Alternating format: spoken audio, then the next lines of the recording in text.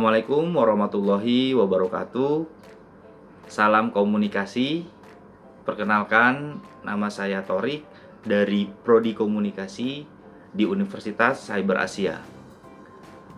Video saya buat ini bertujuan untuk memenuhi kebutuhan tugas akhir semester di mata kuliah Public Speaking and Presentasi di Universitas Cyber Asia. Public speaking dan presentasi adalah keterampilan penting yang dapat mempengaruhi cara pesan disampaikan dan diterima oleh audiens.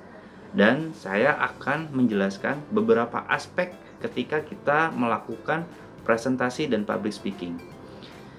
Yang pertama adalah aspek komunikasi verbal, yang dimana kita bisa memilih kata atau menggunakan bahasa yang sesuai dengan audiensnya.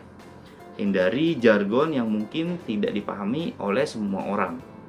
Yang kedua adalah kejelasan dan ketepatan. Pastikan pesan yang kita sampaikan jelas dan tepat.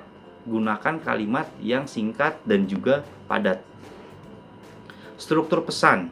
Susun presentasi dengan baik, mulai dari pengantar, isi, hingga kesimpulan. Gunakan poin-poin yang mudah dipahami. Penggunaan cerita. Menggunakan anekdot atau cerita dapat membuat presentasi jauh lebih menarik dan mudah diingat.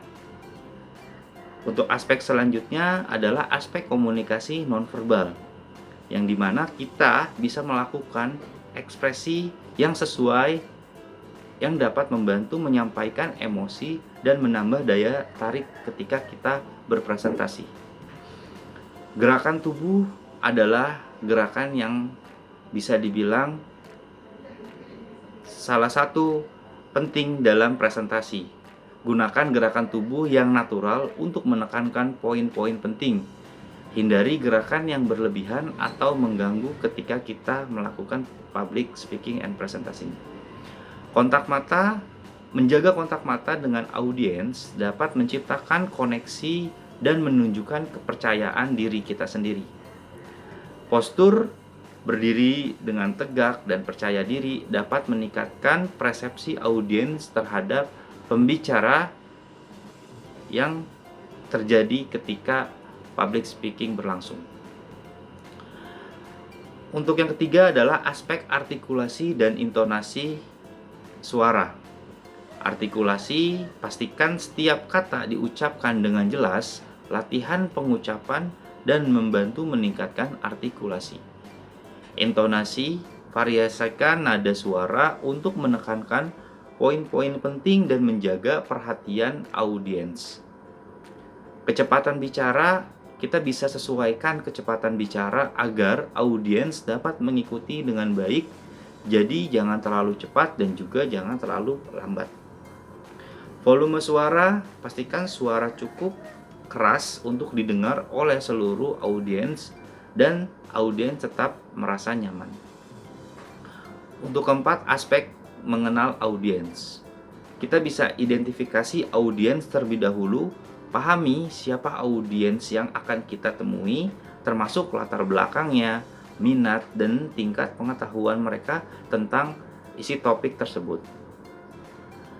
Keterlibatan audiens. Jadi kita bisa libatkan audiens dengan pertanyaan-pertanyaan terbuka atau kita bisa diskusikan untuk menciptakan interaksi ketika kita presentasi.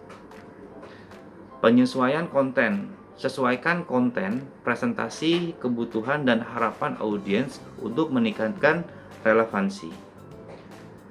Aspek lainnya yang mungkin bisa ikut atau terkait atau tambahan ketika kita melakukan presentasi, kita bisa melakukan persiapan dahulu sebelum melakukan presentasi melalui latihan.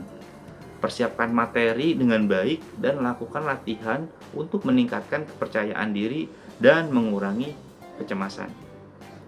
Penggunaan alat bantu, kita bisa memanfaatkan alat bantu visual seperti slide, grafik, atau video untuk mendukung presentasi tersebut. Manajemen waktu, pastikan presentasi tidak melebihi waktu yang ditentukan.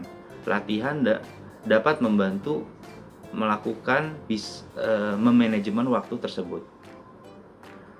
Tanggapan terhadap pertanyaan. Siapkan diri untuk menjawab pertanyaan dari audiens dengan tenang dan percaya diri.